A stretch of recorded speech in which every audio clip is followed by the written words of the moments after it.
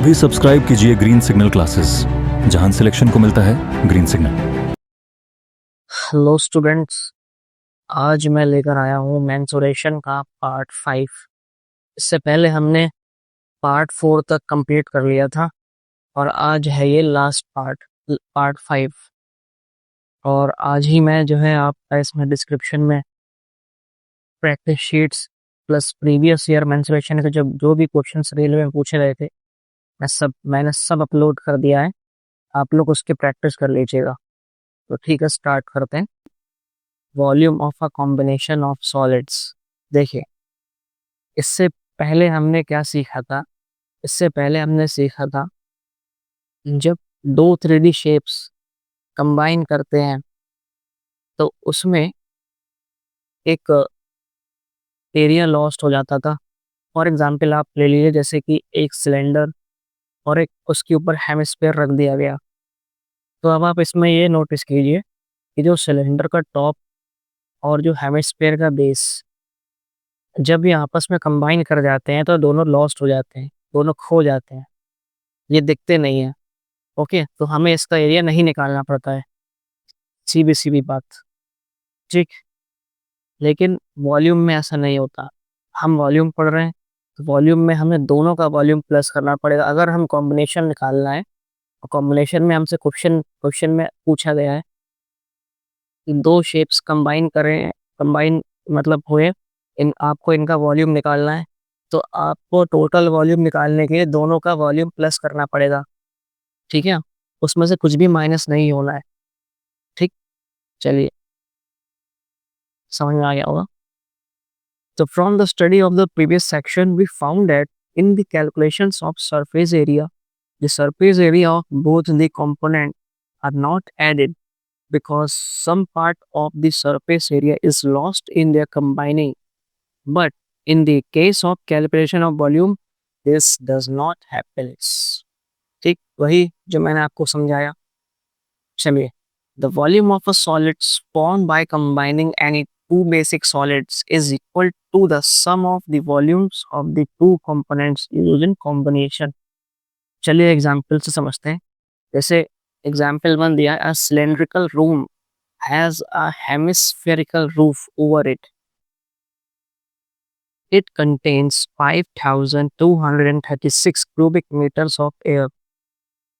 The internal diameter of the room is equal to the height of the highest point from the floor to the ceiling. Find the height of the room. अब देखिए question समझिए। एक cylindrical room है, ठीक।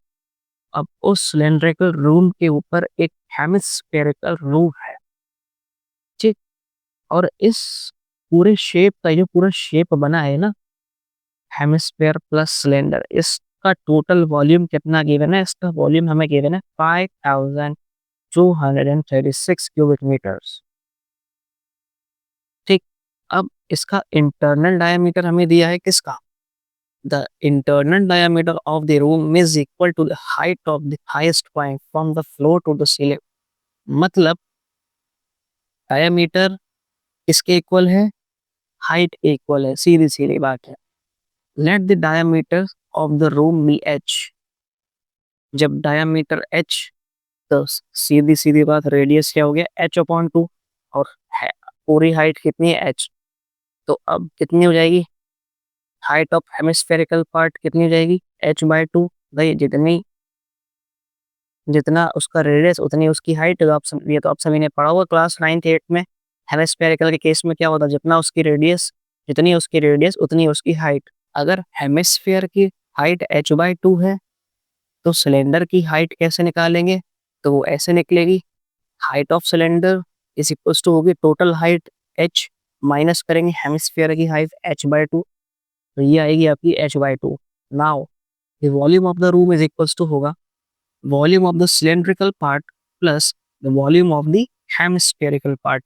यही मैंने आपको समझाना चाह रहा था मैं इतनी देर से, कि जब भी हम वॉल्यूम निकालते हैं इसमें कुछ माइनस नहीं होता, सब प्लस करते हैं दोनों कॉम्बिनेशन को। तो पहले सिलेंडर का वॉल्यूम निकालेंगे, उसके बाद हम हेमिस्फेयर का निकालेंगे और दोनों को प्लस कर देंगे। ठीक है, वॉल्यूम ऑफ सिलेंड्रिकल पार्ट होगा पाई आर स्क्वायर एच, और volume of the hemispherical part होगा 2/3 पाई आर क्यूब। ओके, वैल्यू रख देंगे पाई h/2 का होल स्क्वायर, और यहाँ पे h की वैल्यू h/2 किसके केस में, सिलेंडर के केस में। फिर यहाँ 2/3 पाई रेडियस कितना h/2 का होल क्यूब। ठीक, किसके इक्वल रखेंगे, किसके इक्वल रखेंगे, ये देखिए ध्यान रखिए, रखेंगे 5236 के इक्वल रखेंगे, क्योंकि टोटल शेप का वॉल्यूम हमें इतना ही दिया है। ठीक है, हमें फाइंड क्या करना है, हमें फाइंड करनी हाइट। चलिए, हमें h नहीं दिया, इतना रखा, 24 उधर मल्टीप्लाई हुआ, 5 ये डिवाइड में गया, तो h is equals to 20 metre हमारा आंसर आ जाएगा। चलिए, क्वेश्चन नंबर 2 देखते हैं। A conical vessel whose base radius is 5 centimeter and height 24 centimeter is completely filled with water. ध्यान दीजिएगा, फिर से बोल रहा हूँ। A conical vessel, एक पोल, आप पोल ले लीजिए, सिर्फ वेसल छोड़िए, आप एक पोल ले लीजिए, कोनिकल वेसल टाइप का है कुछ, जिसके रेडियस 5 सेंटीमीटर है और उसकी हाइट 24 सेंटीमीटर है। इसमें पानी भर दिया गया। ओके, अब आगे क्या है, this water is turn over into a cylindrical vessel whose base radius is 10 centimetre. अब देखिए, पहले कोनिकल वेसल में पानी जो भरा था, अब वो किस में भर दिया गया है, अब वो भर दिया गया है एक सिलेंड्रिकल वेसल में जिसकी रेडियस 10 सेंटीमीटर है। तो हमें फाइंड क्या करना है, हमें फाइंड करना है find the height of the water in this cylindrical vessel. चलिए, अब इसमें सीधी सीधी बात है कि जो वॉल्यूम वाटर का था और वही वाटर आपने सिलेंड्रिकल वेसल में डाला, तो वॉल्यूम का वाटर का वॉल्यूम तो बदलने वाला नहीं है। तो हम क्या करेंगे कि वाटर के वॉल्यूम को इज इक्वल्स में रखेंगे, किसके साइड, हम रखेंगे सिलेंड्रिकल के वॉल्यूम के इक्वल में। देखिए, वॉल्यूम ऑफ वाटर होगा इज इक्वल्स में होगा volume of conical vessel. Solve करेंगे तो वॉल्यूम ऑफ वाटर कितना आएगा, 4400.7 सेंटीमीटर क्यूब आ जाएगा। अब volume of water is equals to किसके, वॉल्यूम ऑफ सिलेंड्रिकल वेसल के। ठीक, यहाँ से हम सॉल्व करेंगे, फॉर्मूला रखेंगे पाई आर स्क्वायर एच होता है सिलेंडर का वॉल्यूम। सॉल्व करेंगे तो h is equals to 2 centimetre हमारा आंसर आ जाएगा। उसके बाद how many cubes of, question number 3, how many cubes of side 2 centimetre can be cut out of a cuboidal block of metal whose side is 6 centimetre. बहुत ही आसान question है, बहुत ही आसान क्वेश्चन है।